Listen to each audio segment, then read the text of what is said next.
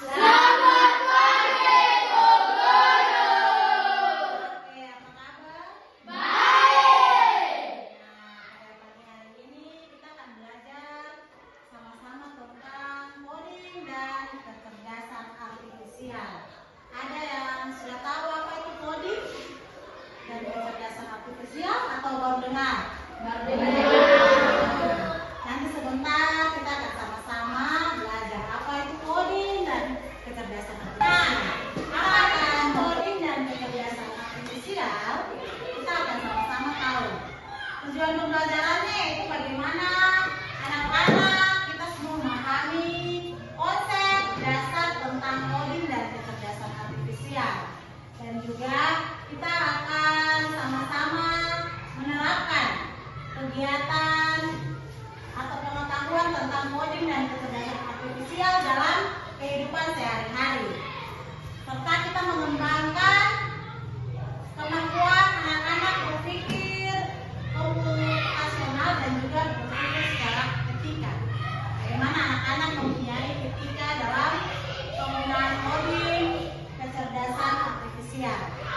Nah, selanjutnya apa itu coding? Kita sama-sama baca.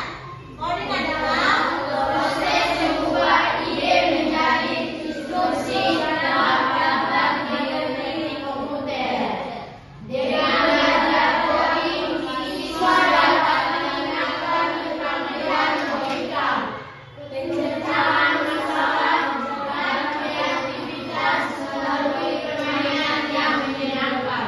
Nah, apa itu coding? Coding itu proses mengubah ide menjadi instruksi. Nah, sekarang ibu tanya, siapa yang sering pakai HP? Yang sering menggunakan HP? Nah, kalau ada tugas, suka bertanya sama Google. Dengan kita melakukan pertanyaan ke Google, Google akan apa? Memberi instruksi toh? Ya. Google akan menjawab pertanyaan dari anak-anak. Siapa yang pernah tidur di hotel atau jalan di hotel? Lihat, kalau mau akses masuk ke pintu kamar misalkan, ada kartu macam itu, ATM kartu terbuka. Nah, dia bisa tidak dengan kartu itu langsung masuk ke misalnya ada 119, tapi kartunya tuh bukan 119, bisa tidak? Tidak. Nah, bisa. Secara otomatis terbaca kan? Nah, itu adalah contoh dari kecerdasan artifisial. Nah, kita bisa sama-sama lihat nih penggunaan AI atau coding dalam kehidupan sehari-hari. Jangan lupa ya, tekan sekarang Nah, di Google Assistant dan Alexa. Misalnya, saat kamu menggunakan Siri di iPhone, kamu dapat bertanya, cuaca hari ini di Jakarta, dan Siri akan memberikan informasi cuaca yang akurat. Contohkan penggunaan selanjutnya. contoh praktiknya. Kita mau memberi perintah instruksi kan dengan sendirinya.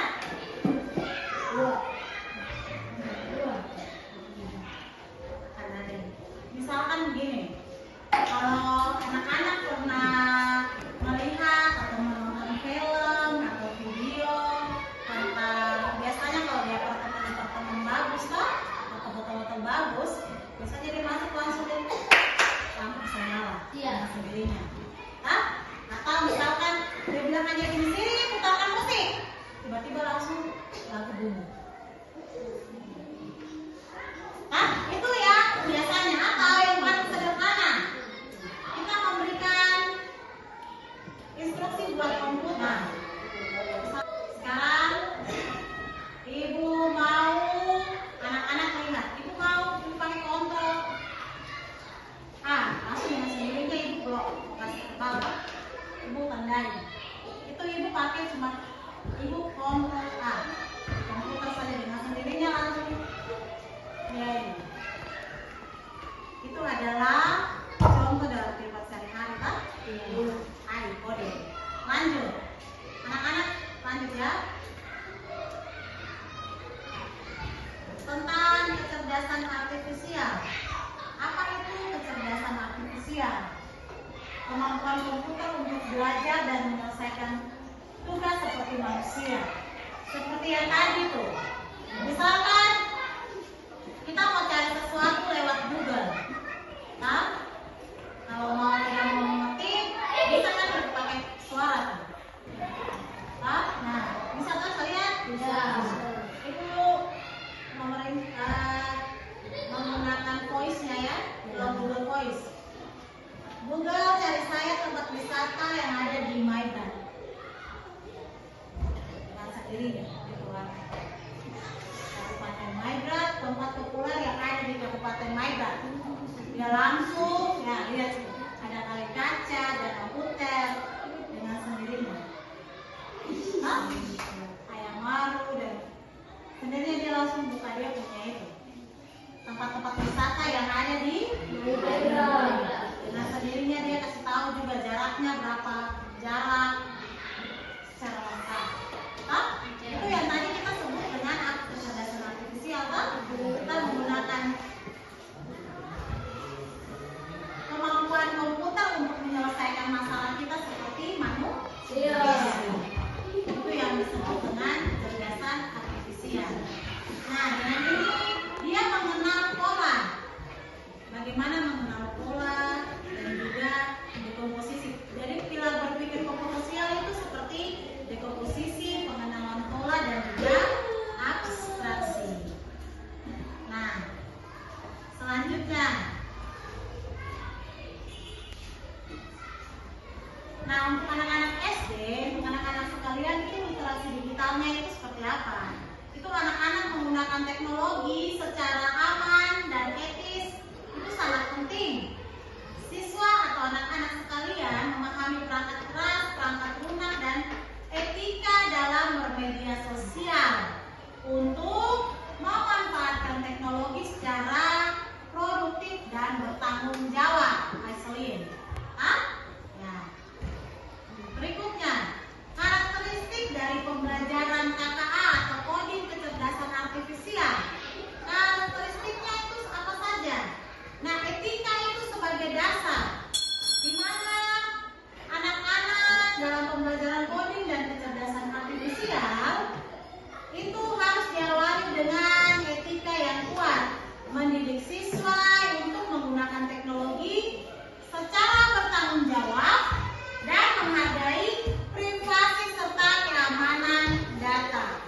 Berikutnya, relevansi kehidupan sehari-hari atau hubungannya dalam kehidupan sehari-hari, di mana konsep KKA sangat relevan dengan kehidupan anak-anak sekalian. Memungkinkan anak-anak untuk melihat hubungan nyata antara pembelajaran dan aplikasi teknologi dalam kehidupan sehari-hari, baik itu di rumah maupun di sekolah. Sekarang tugas-tugas misalkan pelajaran IPA, itu suruh kalian bisa tidak kalian buat sistem tata surya. Kalian kalau bisa baca buku atau sekarang bisa lewat printer, lewat Google, internet kan? Atau cara-caranya bisa lewat YouTube. Saya bisa tahu, caranya buatnya seperti ini. Berikutnya kolaborasi, di mana KKA atau coding kecerdasan artifisial itu mendorong anak-anak untuk bekerja sama dalam proyek mengembangkan keterampilan kolaboratif yang penting dan menciptakan solusi inovatif melalui kerja tim dan ide. Misalkan, saya lihat dari sini caranya seperti ini, misalkan beliau, saya lihat tuh seperti ini. Kemudian Matius bilang tidak, saya punya masukan, ada lagi yang seperti ini yang lebih baik. Begitupun dengan Aiselin. Jadi kolaborasi, jadi bukan hanya satu orang sendiri, tidak, jadi kerjasama antara tim secara dengan teman-teman. Berikutnya, cara berpikir etis digital, di mana coding kecerdasan artifisial bukan hanya alat. Jadi anak-anak dengar ya, ini bukan hanya alat, tetapi mengubah cara berpikir kita dengan berinteraksi di dunia digital. Jadi bukan hanya alat ya, anak-anak dilatih untuk bagaimana berpikir secara etis di dunia digital, membangun etik dan kreativitas sangat tinggi, yang sangat penting untuk masa depan anak-anak yang lebih baik. Jadi ingat, itu membantu anak-anak untuk berpikir secara digitalisasi seperti komputer. Nah, jadi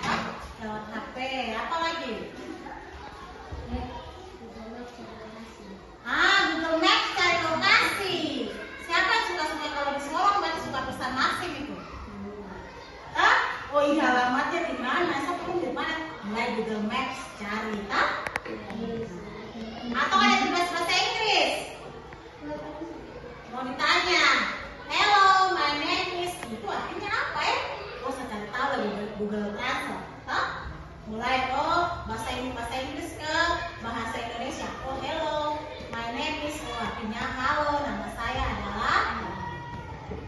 Bisa? Bisa. Atau bukan hanya bahasa Inggris ya, bahasa di satu dunia ini juga bisa. Misalkan Aselin berangkat ke Tokyo.